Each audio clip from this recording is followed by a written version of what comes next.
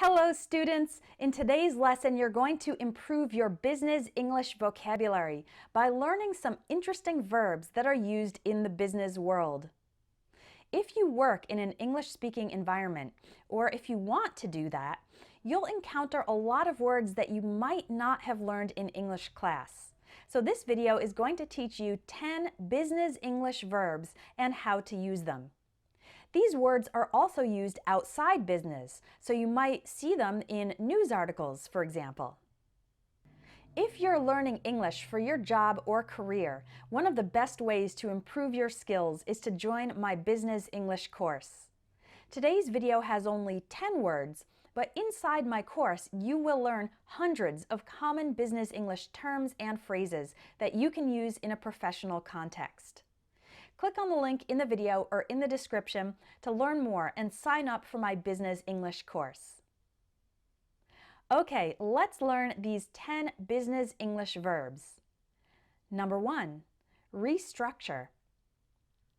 To restructure something means to change the structure of that thing, to make a change in a system or a change in organization.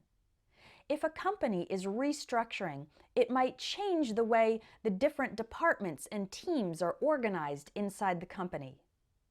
A business might also restructure its product line. That would mean changing the number or names or types or prices of the products it sells. So to restructure is to make a change in the system or the organization. Number 2, troubleshoot.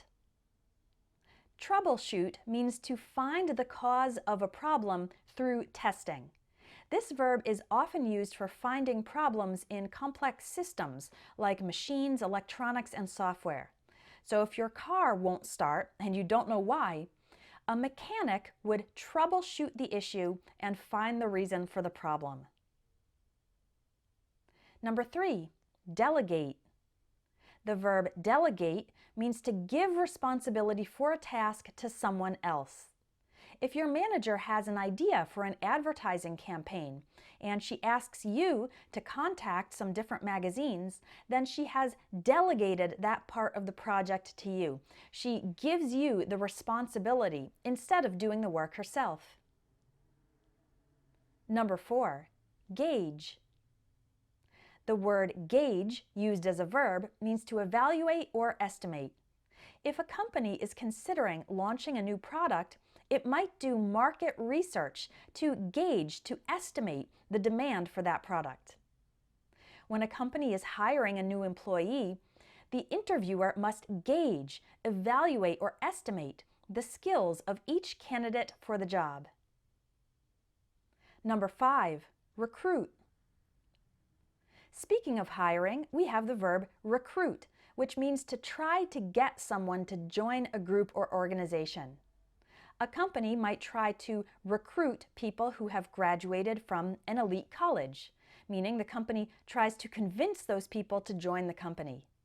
Or a nonprofit organization could recruit volunteers, try to get volunteers to join and help at an event. Number 6, pinpoint. The verb pinpoint means to identify something with precision. You identify it exactly. If a company is losing customers, then it would try to pinpoint the specific reasons why customers are leaving.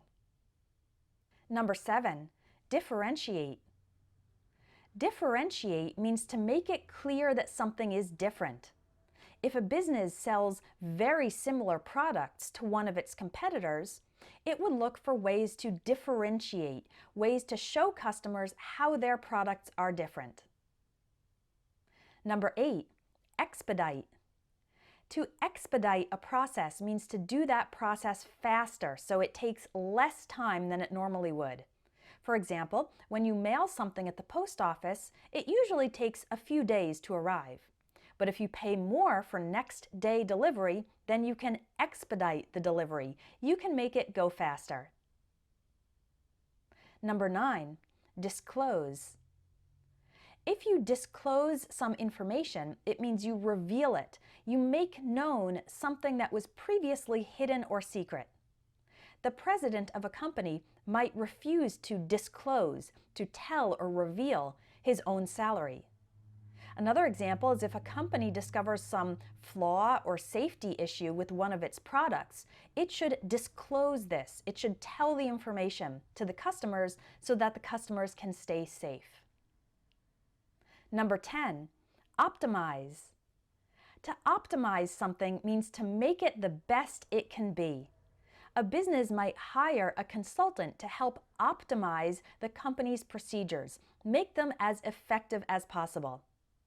I'm here to help you optimize your English, to improve it, to fix any mistakes or problems, and to help you speak English well. That's all for today's lesson, but remember, you can learn a lot more inside my Business English course. It covers topics like finance, marketing, management, and more, as well as common professional situations, like how to give a presentation or how to make phone calls in English. If you want to speak English more confidently at work, the Business English course is for you. Thanks for watching, and I'll talk to you next time.